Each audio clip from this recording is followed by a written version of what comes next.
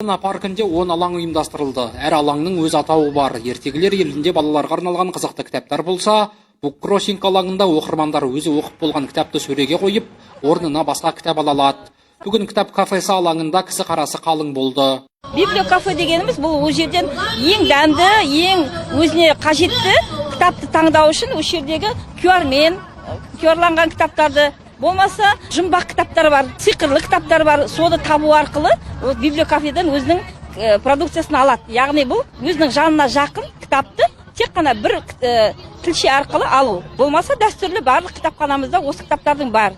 Оқырмандарға жеңіл, тез, жылдам табу үшін осы библиокафені құрдық. Шараға депутаттар да қатысты. Кітап ол сиқырлы күш. Кітап бізді тарихтың әр кезеңдеріне апарады. Тарих бізді ұлы Абаймен жүздестіреді. Тарих бізді жер шарына айналдырады. Тарих бізге үлкен сезімдерді білуге мүмкіндік береді.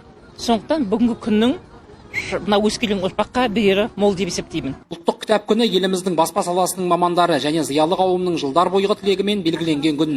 Бастаманы қолдаған мемлекет басшысы кітапхана мемлекеттің, ұлттың негізгі жады деген болатын. Нұрбол Жауынбаев, Лиатта Жарасқызы, Мержан Аманжолов, Ақтөбе телеарнасы.